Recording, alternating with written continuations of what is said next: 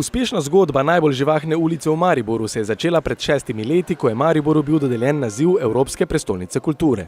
V okviru takratnega kulturnega programa je bilo v mestu postavljenih več odrov in eden teh je stal tudi na Poštni ulici.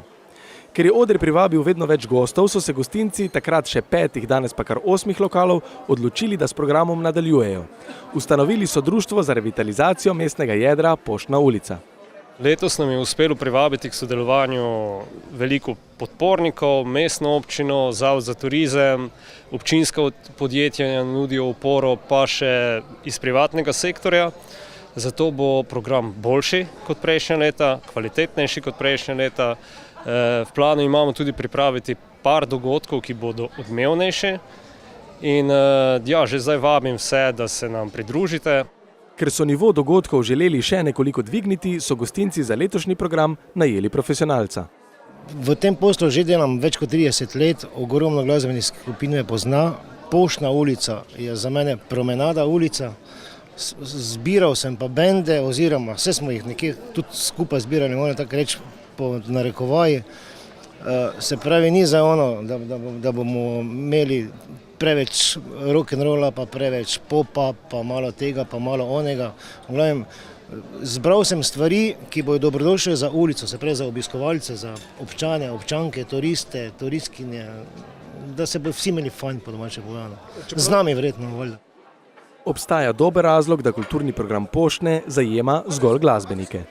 Tu folk ne sedi pa gleda gor na oder, pa posluša. Tu folk sedi, pije pa džuska zraven mize, ko ga muzika drma. Se pravi, ni ta prostor za stand-up. Ja, bi bil, če bi ulico zapremo, pa jih posedimo tu, ko v gledališču, sem pa ne, da ven sem prišel. Prav gotovo je za uspešno zgodbo v Mariboru potrebno nekaj več, da jo občani vzamejo za svojo. Mislim, da je čutiti to pozitivno vzdušje, ki ga razvijamo skozi vsa ta leta. Program nenehno raste, vsi lokali imajo kvalitetno ponudbo in predvsem zaradi tega je to prepoznano pri občanih. Morda gre uspeh Poštne ulice pripisati tudi temu, da gostinci zaupanje občanov ne izkoriščajo.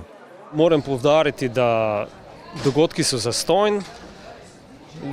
Podpora obiskovalcev je s tem, da plačajo pijačo, ni pa posebnih cen za to. Se pravi, cene so stalno iste, stalno nasmejani natakarji in vzdušje primerno. Občanom, ki velikokrat bentijo nad praznimi mestnimi ulicami in premajhnemu številu kulturnih dogodkov, vsakoletno dogajanje na Poštni ulici zapira usta, začenši z jutrišnjo otvoritvijo, ko bodo nastopili vrhunski glasbeniki združeni pod imenom Soul Train People.